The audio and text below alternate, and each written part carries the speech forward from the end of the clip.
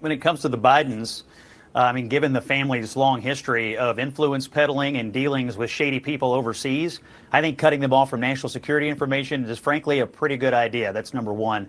Number two, some of these people and their affiliates and the people they're associated with at the upper reaches of the Democratic Party have proven time and again that they are willing to abuse their adjacency to national security information for political purposes. We all remember the 51 intelligence people who signed the Hunter Biden laptop letter, for instance. The Biden crime family, all the way up to the top, misusing their security clearances. So here's Scott Jennings saying why he's thankful that they have their security clearances removed.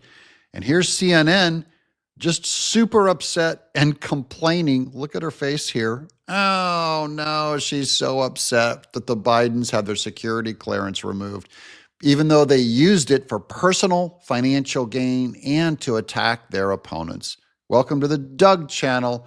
Here's Scott Jennings on why the Biden crime family and other Democrats should not have security clearance. And so I think what Donald Trump is doing is sending a strong message. No longer are people like this who float in and out of government going to be able to abuse their national security access for political purposes. And let me just tell you something. What goes around comes around, because as David just said, they cut off Donald Trump in 2021. You want to play the game? Now you got to play it when you're on the other side of the field. Is there a logical end to the tit for political tat? Is this where it ends? Her little mind is working overtime right now, trying to find a way to accuse Republicans of doing the same thing as the Democrats did. She goes, when does this tit for tat ever end? There was no tit in the first place that caused the Democrats' tat. Look, it'll come to an end when Democrats who go in and out of government stop abusing their access to and adjacency to national security information for political purposes. I mean, there is no doubt that the top reaches of the Democratic Party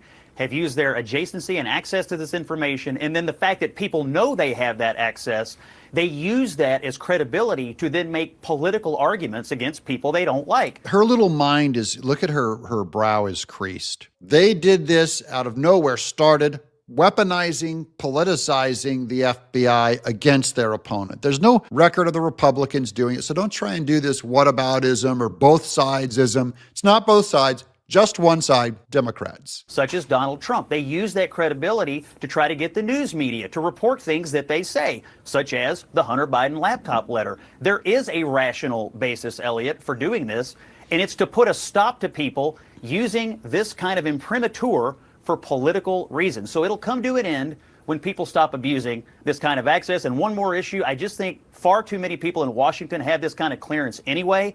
And many people in both parties have acknowledged there's too many people with security clearances. Maybe this will start a conversation about ratcheting down the number of people who have access to this kind of information. Let's talk about Norm Eisen and Mark Zaid, who are both attorneys, colleagues of ours as well. And they are among the attorneys are on this list of those who have their access revoked. They have been prominent critics of the president. They're more than just vocal critics. These are not people who just occasionally pop up and exercise their free speech rights. I mean, Norm is one of the most detestable people I've ever met in this business, and he is like one of the principal architects of the lawfare against Donald Trump. So if I were the president of the United States, you're damn right.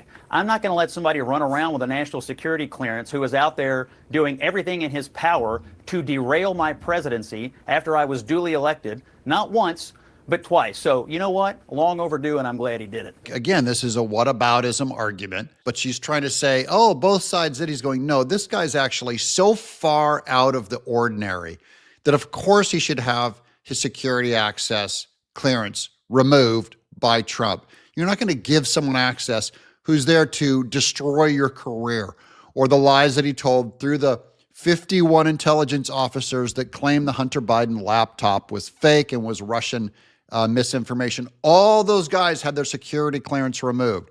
She can't find, this lady on CNN can't find the equivalent on the right in the Republican Party. And you never will, because Republicans are never as irresponsible or evil as Democrats are with power, even government power. Thanks for watching the Doug channel. Oh.